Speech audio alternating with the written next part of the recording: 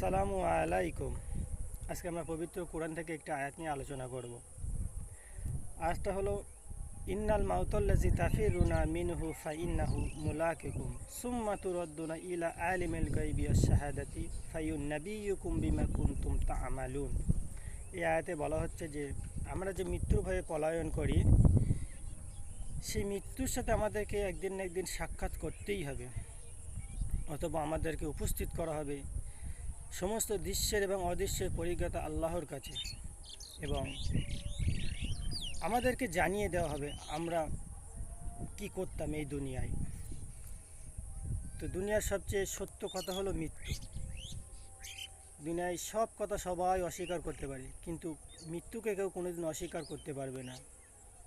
এই দুনিয়া ছেড়ে সবাইকে একদিন চলে যেতে হবে, যে যত বড় বিত্তশালী হোক না কেন, আর যে যত গরিবই হোক না কেন।